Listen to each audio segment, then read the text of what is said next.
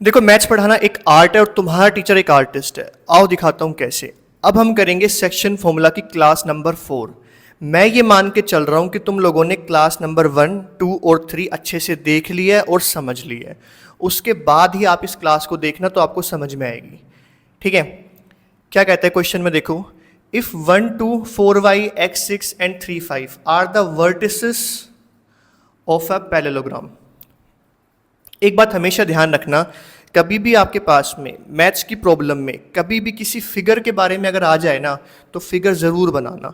यहाँ पे क्या लिखा है, पैरेललोग्राम, तो यहाँ पे आपको बनाना चाहिए क्या, एक पैरेललोग्राम। ठीक है, क्या प्रॉपर्टीज होती हैं पैरेललोग्राम की, इसको हम क्या बोलते हैं, इसको हम बोलते हैं पैरेललोग्राम।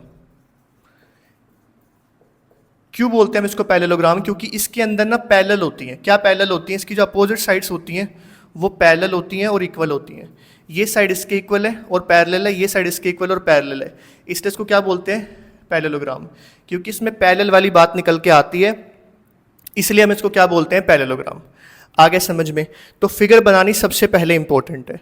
उसके बाद क्या कहता है कि 1, 2, तो हम क्या करते हैं, हम लिखते हैं ए, बी, सी और डी, ऐसे लिख लिया आपने।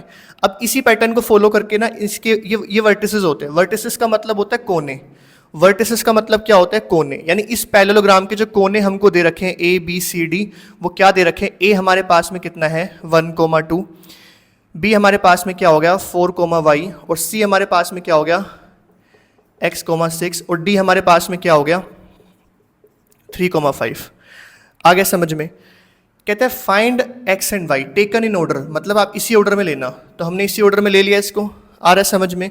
फिर कहते हैं फाइंड x एंड y, कि इसका जो x है, ये जो x आप देख रहे हो यहाँ पे x और ये y, ये आपको फाइंड करना है। हमें क्या निकालना है क्वेश्चन में, हमें x निकालना है और हमें क्या निकालना है, y निकालना है। यहाँ तक आया समझ में। देखो क्या करेंगे, ध्यान से समझो। अब हम टॉपिक पढ़ रहे हैं सेक्शन फॉर्मूला। क्या टॉपिक पढ़ रहे हैं, सेक्शन फॉर्मूला। ठीक है, पैरेललोग्राम की एक प्रॉपर्टी तो ये होती है, नोट करना है इस चीज़ को, कि इसकी जो अपोजिट साइड्स होती हैं, कि इसकी जो अपोजिट साइड्स होती हैं आर इक्वल एंड पैरेलल। कि भाई इसकी जो अपोजिट साइड्स होती है, मतलब अपोजिट का मतलब है जो आमने सामने की है। अपोजिट वर्ड का मतलब यहाँ पे क्या होता है, आमने सामने। जैसे देखो ए बी के सामने क्या है सी डी और ए डी के सामने क्या है बी सी, तो ये आपस में क्या होती है, इक्वल होती हैं। तो पैरेललोग्राम की एक तो ये प्रॉपर्टी याद रखना। दूसरी प्रॉपर्टी ये है इसकी कि इसके जो डायगोनल्स बनते हैं वो बाइसेक्ट करते हैं एक दूसरे को, बाइसेक्ट ईच अदर। ठीक है, डायगोनल्स बाइसेक्ट ईच अदर। जैसे मान लो अगर मैं ए से लेके सी को मिला दूं तो ये डायगोनल बन जाएगा इसका एक, और अगर मैं बी से लेके डी को मिला दूं तो ये इसका दूसरा डायगोनल बन जाएगा। ठीक है, तो मैंने बोला कि ए ने सी को और बी ने डी को जब हमने मिलाया आपस में तो ये डायगोनल्स मिले। इस पॉइंट को मैंने बोला ओ, इसको मैंने क्या बोला, ओ। ये जो ओ आपके पास में आया है यहाँ पे, ये जो ओ यहाँ पे आया है, इसी से जोड़ के समझा रहा हूँ आपको। Diagonals bisect each other, bisect का मतलब है कि दो बराबर पार्ट्स में बांटना। देखो जब ये डायगोनल गया है ना, ए सी यहाँ से लेके यहाँ तक ए सी गया है और ये बी डी गया है, तो ये सारे इक्वल पार्ट हो गए आपके पास में। ये देख रहे हो, ये वाला हिस्सा इसके इक्वल है और ये वाला हिस्सा इसके इक्वल है, मतलब ये लगभग इक्वल होते हैं आपस में। ठीक है, ये वाला हिस्सा इसने बाइसेक्ट कर दिया, डायगोनल्स एक दूसरे को बाइसेक्ट कर देते हैं। ये वाला हिस्सा इसके इक्वल है, ये वाला हिस्सा इसके इक्वल है, इस तरीके से समझ जाओ। ठीक है, तो ए सी का जो मिड पॉइंट है वो ओ है और बी डी का भी जो मिड पॉइंट है वो ओ है। इससे क्या निकल के आया कि जब डायगोनल्स ने बाइसेक्ट करा, मतलब ये डायगोनल गया और ये डायगोनल गया, तो इस वाले डायगोनल को इस वाले डायगोनल ने काट दिया दो बराबर हिस्सों में, और इस वाले डायगोनल को इस वाले डायगोनल दो बराबर हिस्सों में काट दिया, और इस वाले डायगोनल ने इस वाले डायगोनल को दो बराबर हिस्सों में काट दिया। ये इक्वल हो गए आपस में। कुछ आया समझ में, क्या बताया मैंने आपको, डायगोनल बाइसेक्ट हो गए, मतलब ए से लेके ओ तक का और ओ से लेके सी तक का हिस्सा बराबर है, और ओ से लेके बी तक का हिस्सा और ओ से लेके डी तक का हिस्सा बराबर है। ये डायगोनल्स ने बाइसेक्ट कर दिया, इसका मतलब जो ओ है वो क्या है, वो मिड पॉइंट है। अभी यहाँ पे मैंने थोड़ी सी खिचड़ी बना दी, उसके लिए आई एम सॉरी। मैं बस आपको ये बताना चाहता हूँ कि जो डायगोनल्स है इन्होंने एक दूसरे को बराबर हिस्सों में बांट दिया। जो ओ है आपका मिड पॉइंट हो गया, यहाँ से भी और यहाँ से भी। आई बात समझ में? तो आपको करना क्या है, आपको ध्यान से समझो। अगर आप AC को देखते हो AC वाली लाइन पे फोकस करो। तो मैं यहाँ से लेके यहाँ तक आपके सामने AC वाली लाइन बनाता हूँ ऐसे। AC क्या है आपके पास में, AC 1,2, ठीक है, और यहाँ पे क्या आएगा x,6। आया समझ में? तो जो O है ना, O वो इसका मिड पॉइंट है। अगर O मिड पॉइंट है तो M1:M2 कितना होगा? याद करो मिड पॉइंट फॉर्मूला, 1:1। क्या होगा? 2 बराबर इसमें बट गया तो मिड पॉइंट फॉर्मूला लगेगा इसके अंदर। सेक्शन फॉर्मूला की जगह हम क्या यूज करेंगे यहाँ पे? Mid point formula. क्या यूज करेंगे? Mid point formula. आया समझ में? ऐसे ही जैसे AC के अंदर O मिड पॉइंट है, ऐसे ही B से लेकर D तक में भी O मिड पॉइंट है। तो मैं यहां से एक लाइन और बनाता हूं, इसको मैंने बोला B, इसको मैंने बोला D। अब O फिर से इसका मिड पॉइंट है, बाइसेक्ट करता है ना, डायगोनल्स एक दूसरे को बाइसेक्ट करते हैं, ये पैरेललोग्राम की प्रॉपर्टी है। तो हमें O पता करना है, और O हमारे पास में क्या होता है याद है ना, XY, जो भी पॉइंट हम बीच में निकालते हैं, ये X1 Y1 हो गया, ये X2 Y2 हो गया, और ये XY हो गया हमारे पास में। B हमारे पास में क्या है चेक करो, 4Y, यहाँ पे लिख लो 4,Y, और D हमारे पास में क्या है चेक करो, 3,5। अब यहाँ पे भी आपका M1:M2 कितना होगा? 1:1। तो मैं मान के चल रहा हूँ आपने क्लास 1 देखी होगी, मिड पॉइंट फॉर्मूला आपको पता होगा। कुछ नहीं होता, M1 M2 की जगह हमें ना 1 और 1 पुट करेंगे सेक्शन फॉर्मूला में, तो फॉर्मूला हमारे पास कैसे बनेगा उस पर काम करना है हमको, वो हमारा मिड पॉइंट फॉर्मूला है। यहाँ तक आई होप आपको समझ में आया हो, है ना? यहाँ तक नोट करो पहले इसको। देखो आपको अच्छे से इस क्वेश्चन का पोस्टमार्टम करके समझा रहा हूं मैं, है ना? अच्छे से मैंने आपको एक्सप्लेन कर रहा हूं क्या है। देखो ये डायगोनल AC था, ये डायगोनल BD था आपके पास में, ठीक है। आपके पास में जो O है वो मिड पॉइंट है, AC का भी मिड पॉइंट है, वो BD का भी मिड पॉइंट है। तो हम यहाँ पे अप्लाई करते हैं mid point formula. Section formula से ही बनता है मिड पॉइंट फॉर्मूला। अगर तुम AC के अंदर मिड पॉइंट फॉर्मूला लगाते हो तो तुम O निकालोगे, यानी XY निकालोगे, है ना? XY निकालोगे। फॉर्मूला क्या है mid point formula? x1 + x2/2, है ना? x1 + x2/2 coma y1 + y2/2। ऐसा क्यों हुआ? क्योंकि सेक्शन फॉर्मूला में M1 M2 की जगह अगर तुम 1 और 1 पुट करोगे तो क्या होगा भाई, वो इस तरीके से निकल के आ जाएगा। तो सेक्शन फॉर्मूला से तुम्हारा क्या निकलता है? Mid point formula. ये बात आती है समझ में, है ना? अब ये चीज़ देखो कि अगर तुम ये मिड पॉइंट फॉर्मूला अप्लाई करते हो किसमें? AC के अंदर, ठीक है, और फिर तुम BD के अंदर भी मिड पॉइंट फॉर्मूला अप्लाई करोगे तो तब भी तो तुम XY ही निकालोगे। तुम्हारा O यहाँ पे जो है वही तो O यहाँ पर है, तो O के कोऑर्डिनेट्स बदल थोड़ी जाएंगे। पैरेललोग्राम के अंदर O तो हमारा एक ही कोऑर्डिनेट है, ये वाला और ये वाला O सेम ही तो है। तो इसमें भी क्या लगेगा? x1 + x2/2 coma y1 + y2/2। ये किसके लिए लगाएंगे हम? BD के लिए। कुछ आ रहा है समझ में? अब ये चीज देखो कि बदलेगा क्या। देखो XY और XY ये O के कोऑर्डिनेट्स है, ये किसके कोऑर्डिनेट्स हैं? O के। किसके कोऑर्डिनेट्स हैं? O के। अच्छा एक चीज ध्यान देना, ये X और Y जो तुम्हारे पास में है ना, ये वाले अलग है, ठीक है, ये इसके कोऑर्डिनेट्स हम मान के चल रहे हैं।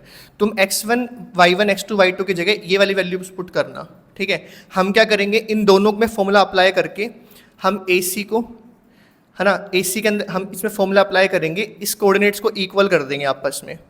क्योंकि देखो ये वाला XY इज इक्वल टू ये पूरी वैल्यू है, और ये वाला XY भी इज इक्वल टू पूरी वैल्यू है, और ये हमारे पास में है क्या? ये O के कोऑर्डिनेट्स है। ये क्या है हमारे पास में? ये O के कोऑर्डिनेट्स है। तो मैं क्या करने वाला हूँ, मैं इन दोनों को इक्वल रखने वाला हूँ, ठीक है। मैं क्या करने वाला हूँ, मैं इन दोनों को इक्वल रखने वाला हूँ, ठीक है। नोट करो यहाँ तक, होप आपने नोट किया होगा। अब देखो मैं फटाफट आपको समझाता हूँ। देखो AC के अंदर में ये आपका x1 है, ये y1 है, ये आपका x2 है और ये आपका y2 है। BD के अंदर में ये आपका x1 है, y1 है, और ये आपका क्या है? x2 और y2। तो इनको इक्वल रखने की कोशिश करते हैं, ध्यान से समझो। देखो मैं O निकालना है ना, तो मैं O निकाल रहा हूँ जो कि मेरे पास में क्या है? xy। तो मैं क्या कर रहा हूँ बेसिकली, देखो x1 + x2 मतलब क्या करूँगा? 1 + x अपॉन में 2 कोमा y1 + y2, यानी 2 + 6 अपॉन में 2। ये इक्वल है, किसके इक्वल है? यहाँ के O के। तो यहाँ पे x1 और x2 क्या है तुम्हारे पास में? 4 + 3, यहाँ पे लिखोगे 4 + 3 अपॉन में 2 कोमा y1 + y2। तो y1 क्या है तुम्हारे पास में? y, और y2 क्या है? 5। तो यहाँ पे कितना आएगा? y + 5 अपॉन में 2। इतनी बात समझ में आती है आपको? देखो ये पूरी आपकी x की वैल्यू है, ये भी आपकी x की वैल्यू है, ये इसके बराबर है, ये पूरी y की वैल्यू है, ये पूरी y की वैल्यू, और ये किसके बराबर है, y के। तो तुम क्या कर सकते हो, ध्यान से समझो, तुम 1 + x को इक्वल ले सकते हो इसके। तो तुम अगर 1 + x/2 इसको इक्वल लोगे इसके, यानी कि 7/2 के, इसको ऐड करोगे तो कितना आएगा, 7/2। 2 से 2 तुम्हारा कैंसिल हो जाएगा, x = कितना आएगा, 7 - 1 6। तो x की वैल्यू कितनी निकल के आ गई हमारे पास में, 6। हमें x और y निकालना था, तो हमारा x कितना निकल के आया है, 6। आया कुछ समझ में? उसके बाद देखो ये पूरी की पूरी वैल्यू y निकालने के लिए है और ये पूरी वैल्यू इसके इक्वल है, तो आप क्या कर सकते हो, ऐसे इसको लिख सकते हो कि भाई 2 + 6 कितना होगा, 8/2। ये इक्वल है किसके, y + 5/2। 2 से 2 कैंसिल हो गया। कैसे कैंसिल हो गया, इस 2 को तुम वहाँ भेजोगे तो ये कट ही जाएगा। अब देखो प्लस का 5 इधर आएगा तो क्या हो जाएगा, 8 - 5 यानी 3, यानी y की वैल्यू कितनी निकल के आएगी आपके पास में, 3। तो यानी x की वैल्यू 6 आ गई और y की वैल्यू क्या आ गई, 3 आपके पास में। ठीक है, आई होप आपको समझ में आया हो, है ना। दोनों हमारे पास में जो o के कोऑर्डिनेट्स थे वो तो सेम ही थे भाई, a की तो o है, तो हमने इसमें मिड पॉइंट फॉर्मूला लगा दिया, उसको बराबर में रख दिया इस वाले के मिड पॉइंट फॉर्मूला के। फिर इस वैल्यू को इसके इक्वल रख लिया और इस वाली वैल्यू को इसके इक्वल रख लिया। इसको इसके इक्वल रखा तो हमें x मिल गया, और इसको इसके इक्वल रखा तो हमें y मिल गया। और हमें क्वेश्चन में क्या निकालना था, x और y। तो x हमारा कितना आया, 6, y हमारा कितना आया, 3। आई होप आपको समझ में आया हो। इसको पीछे करके दोबारा देखना और नोट करते हुए चलना, ठीक है, नोट करो इसको। अब देखो ये एक और प्रॉब्लम आपके पास में है। पहली वाली प्रॉब्लम को पीछे जाके पॉज करके अच्छे से समझ लेना, आगे पीछे करके देख लेना, ठीक है। नहीं आएगा समझ में तो आगे मैं और प्रॉब्लम्स कराऊंगा, वहां से क्लैरिटी आएगी। अदरवाइज क्लास 1 से आप लोग रिवाइज करना, ठीक है। अब ये वाली प्रॉब्लम देखो क्या कहता है, कहता है find the coordinates of a point A where A B is the diameter of a circle. इसमें कौन सी फिगर आई है, सर्कल। तो मैंने आपको क्या कहा था, फिगर वाला कभी भी प्रॉब्लम आपके सामने आए तो फिगर जरूर बनानी है। हम एक सर्कल बना लेते हैं, इस सर्कल को मैंने बोला ओ, ये क्या हमारे पास में ओ, ठीक है। इतना परफेक्ट सर्कल नहीं बना, उसके लिए आई एम सॉरी। ये हमारे पास में सर्कल है ओ। कह रहे find the coordinates of the point A. एक पॉइंट ए के आपको कोऑर्डिनेट्स पता करने हैं। ए बी जो है वो डायमीटर है, तो मैं क्या करता हूँ, इसके अंदर में मैं एक डायमीटर बना देता हूँ।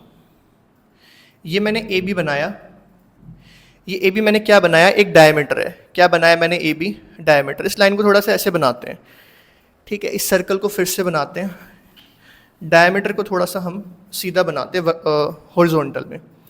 ये आपके पास में सर्कल है, अब थोड़ा सा सर्कल भी ठीक बन गया, ठीक है। ये आपके पास में सर्कल है और ये आपके पास में क्या है, डायमीटर। ये आपके पास में क्या है, डायमीटर ए बी, ठीक है। ए बी आपके पास में क्या है, डायमीटर। ए बी आपके पास में क्या है, डायमीटर, समझ में आया। ओ आपके पास में क्या है, सेंटर हो गया सर्कल का, और ए बी आपके पास में क्या है, डायमीटर। ए बी ये आपका क्या है, डायमीटर, ठीक है। आई होप आपको समझ में आ रहा हो। अब हमें क्या कहता है कि find the coordinates of the point A. इस ए के कोऑर्डिनेट्स आपको पता करने हैं, तो मैं सीधा लिख लेता हूँ, यार ये तो x1 y1 है हमारा, है ना। हमें ए के कोऑर्डिनेट्स पता करने, मतलब हमें हमारा x1 y1 पता करने। और b हमें क्या दे रखा है, b हमें क्या दे रखा है, 1,4। तो b हमारे पास में क्या है, 1,4। तो ये हमारा x2 y2 है, आ रहा है समझ में। ये हमारा a हमारा x1 y1 हो गया और b हमारा क्या हो गया, x2 y2। हमें सेंटर भी दे रखा है, सेंटर क्या हमारे पास में 2, -3। तो यहाँ पे क्या आएगा, 2, -3। तो ये हमारा x है और ये हमारा क्या है, y है। आ रहा है समझ में। ये हमारा x है और ये हमारा y है। x1 y1 हमें पता करना है और x2 y2 में दे रखा है। अब ये क्लियरली बोल रहा है कि भाई ये सर्कल है, तो O जो होगा वो सेंटर है। तो एक बात बताओ मेरे को, जो O है, OA और OB, इनका जो रेशियो आएगा, यानी M1 रेशियो M2 जो हमारे पास में है क्वेश्चन में, वो क्या होगा, 1:1 होगा कि नहीं होगा, 1:1। तो जो दो प्रॉब्लम मैं आपको करा रहा हूं ना, ये मिड पॉइंट फॉर्मूला के ऊपर है, ठीक है। सेक्शन फॉर्मूला नहीं, mid point formula. Section formula से ही मिड पॉइंट फॉर्मूला निकला है, आ रहा है समझ में। तो M1 रेशियो M2 हमारे पास में क्या होगा, 1:1। क्या होगा, 1:1। तो आपको क्या करना है, simple mid point formula apply करना है। फॉर्मूला आपको अप्लाई करना है, क्या अप्लाई करना है आपको, मिड पॉइंट फॉर्मूला।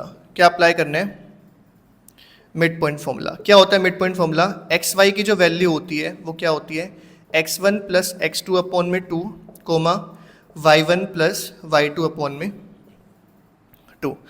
ठीक है, एक्स वाई की जो वैल्यू होती है ये वाले ब्रैकेट यूज़ करो, ये वाले, ठीक है, स्क्वायर ब्रैकेट नहीं, ये वाले ब्रैकेट यूज़ करते हैं हम इसमें, राउंड ब्रैकेट।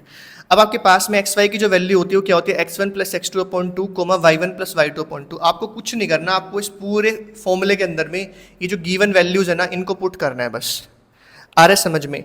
x1 x2 की जगह आप कुछ मत रखना, मतलब x1 की जगह आप कुछ मत रखना, y1 की जगह कुछ मत रखना, x2 की जगह आप पुट कर लेना 4, ठीक है, और y2 की जगह पुट करना आप मतलब y2 की जगह 4 पुट करना, और आप क्या कहते हैं x2 की जगह पुट कर लेना ये आपका 1।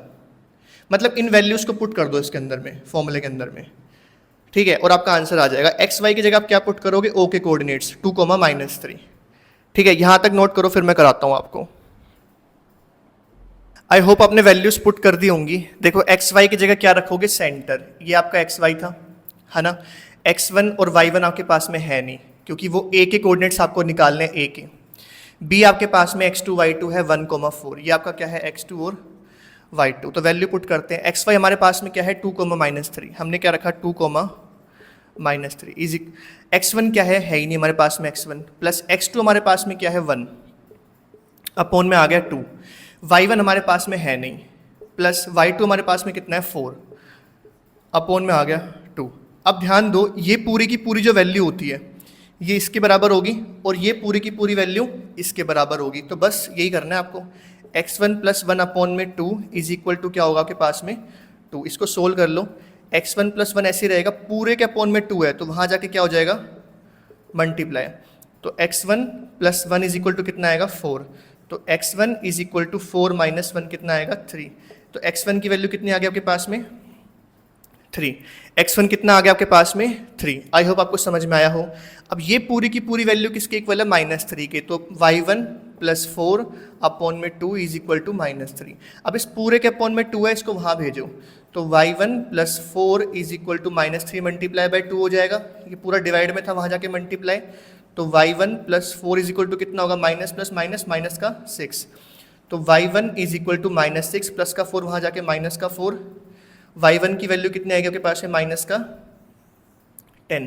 तो आपके पास में x1 कितना आया 3 और y1 कितना आया -10। और हमें क्या पता करना था क्वेश्चन में, कोऑर्डिनेट्स ऑफ पॉइंट ए, है ना। क्या पता करना था, कोऑर्डिनेट्स ऑफ पॉइंट ए। तो वो हमारे पास में क्या थे, x1, y1, है ना। क्या थे, x1, y1। तो आपको समझ में आया क्या किया है मैंने, बेसिकली मैंने इस पूरी वैल्यू के इक्वल में x को रख लिया, इस पूरे की वैल्यू के इक्वल में y को रख लिया, यहाँ पे देख सकते हो आप। तो इस पूरे के इक्वल में आपने इसको रखा। तो फॉर्मूला लगाना बहुत इंपॉर्टेंट है, चाहे सेक्शन फॉर्मूला है, मिड पॉइंट फॉर्मूला है, सबसे पहले आप फॉर्मूला लिखा करो, उसके बाद क्या आपको गिवन है वो वहाँ पे पुट किया करो, उसके बाद देखा करो, ठीक है। तो ये पूरी वैल्यू इसके इक्वल थी 2 के इक्वल, ये वहाँ गया मल्टीप्लाई हो गया 4, x1 कितना निकल आया +1, वहाँ जाके -1, x1 आ गया 3। ऐसे ये पूरी वैल्यू आपकी -3 की इक्वल थी, ये वहाँ चला गया, -6 आया, y1 की वैल्यू कितनी आई -10।